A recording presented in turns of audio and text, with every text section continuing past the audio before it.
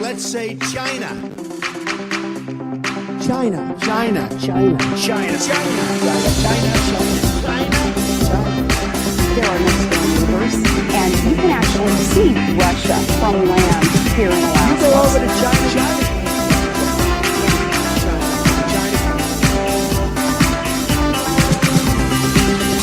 I did not have sexual relations with that woman.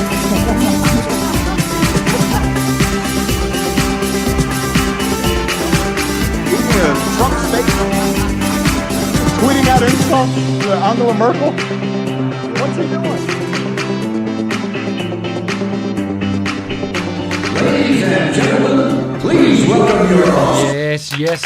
Hello, and welcome. I am James Andrews, and you are listening to So This Happened, the only news you need if you just resigned from your job because of allegations of sexual assault and are being replaced by somebody who has allegations of sexual assault over their head. It's Thursday, the 7th of December, 2017, and before we continue today, I want you to listen to this.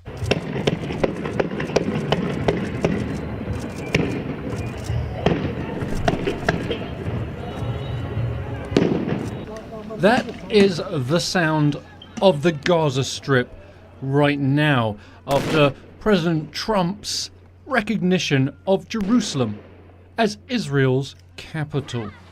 This controversial mood has led to dismay around the world, with many politicians and leaders of countries begging Donald Trump not to do this. But yesterday, in a press conference standing next to Daddy Pence, the president said this. I have determined that it is time to officially recognize Jerusalem as the capital of Israel. Now, despite warnings of regional unrest from many people around the world, Donald Trump went ahead and did this and played directly into the hands of his right-wing base. He recognized Jerusalem as the capital by saying, in quotes, "It's nothing more or less than the recognition of reality. It's also the right thing to do." And that is a statement that is only echoed by Israel's President Benjamin Netanyahu and a bunch of right-wing Christians. Now, Jerusalem is a city which is divided into four quarters, essentially. You have the Christian quarter, the Muslim quarter, the Armenian quarter, and the Jewish quarter. Each of them contain holy sites to the specific religions. And with Donald Trump coming in and saying, no, you know what, Jerusalem, Israel can have that, that's yours, it essentially is going to completely destroy the peace talks, because between the Israelis and the Palestinians, there's always been the idea that during some kind of peace talks, what happens to Jerusalem will be decided then by the people. And this is the first time in history where a country has recognized Israeli sovereignty over Jerusalem. And this is just the beginning of this, because this is going to cause unrest for many weeks, months, if not years to come. It might be one of the stupidest things Donald Trump has ever done, and that, I know, that's saying a lot.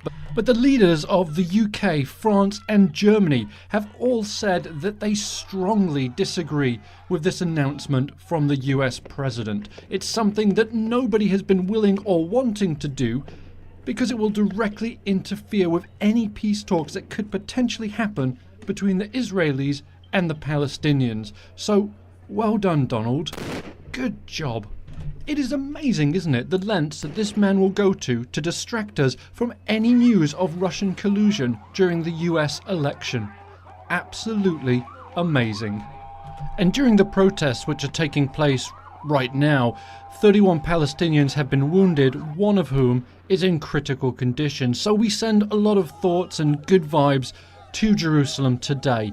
And we want the people to know that this is not what everybody in America thinks.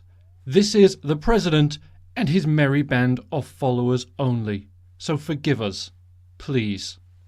And moving it back stateside now, Senator Al Franken today announced that he will quit the Senate after claims of sexual misconduct. The senator held a press conference today in which he said this.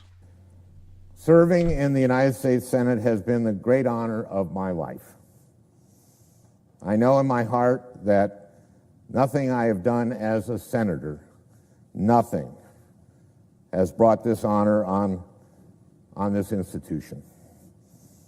And I am confident that the Ethics Committee would agree.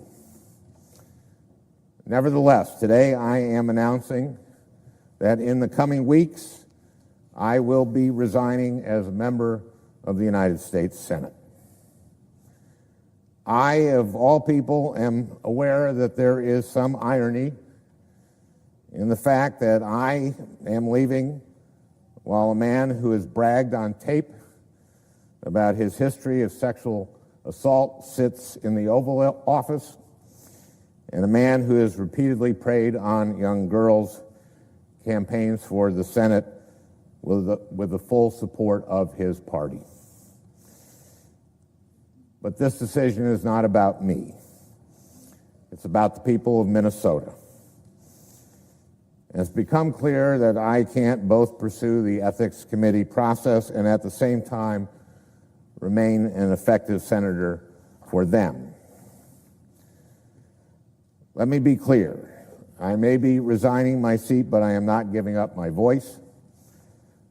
I will continue to stand up for the things I believe in as a citizen and as an activist.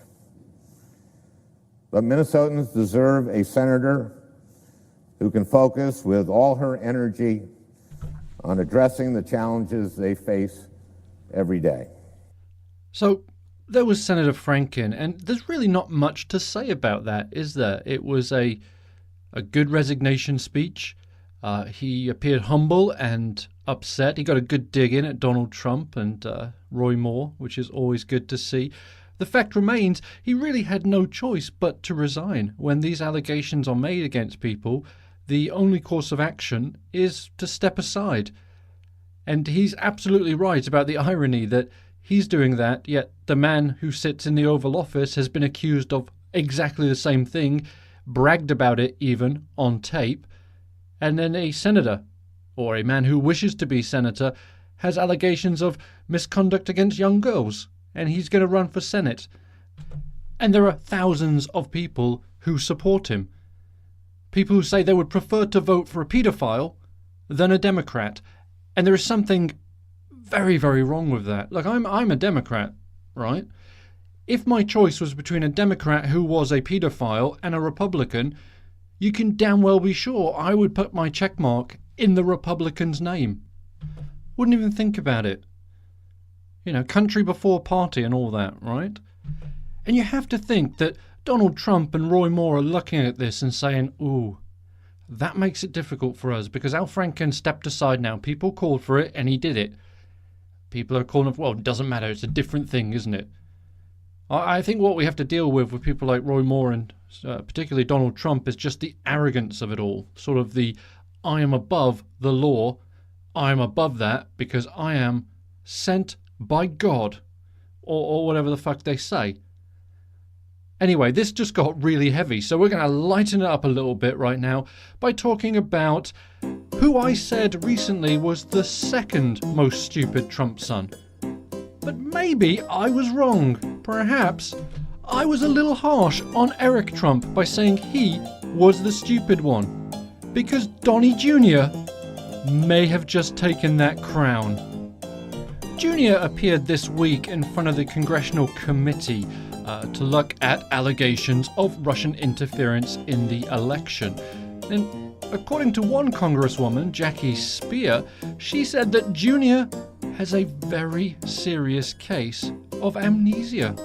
Her direct quote was, "My takeaway is he has a very serious case of amnesia, and he was pretty non-responsive on a lot of issues that, frankly, you would have a recollection of, considering it was just a year ago that many of these events took place.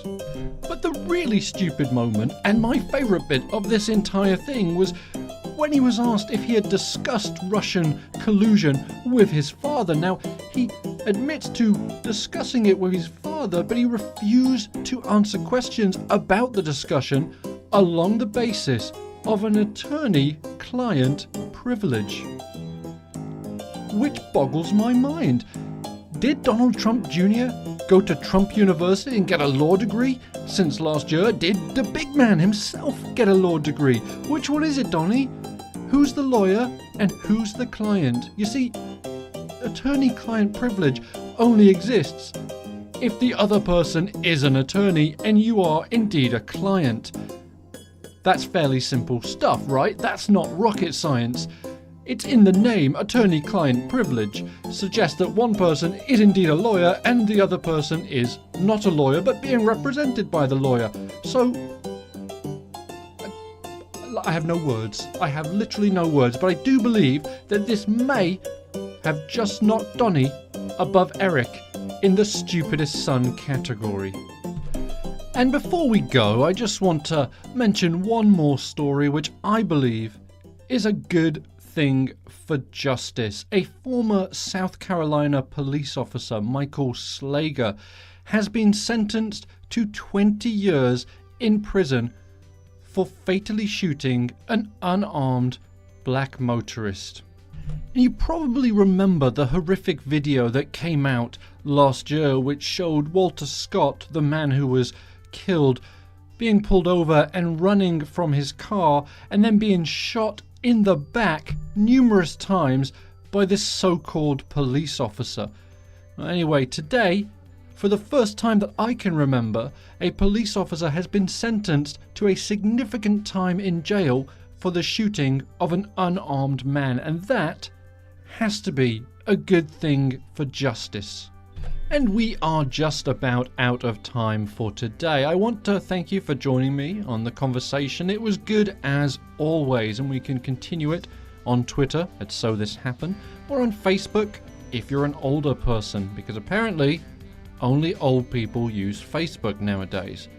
Now don't forget to subscribe and like the podcast, and if you would, be so kind to write a nice little review on iTunes, because that helps out the ratings and then more people can listen to So This Happened. And that brings me to this point.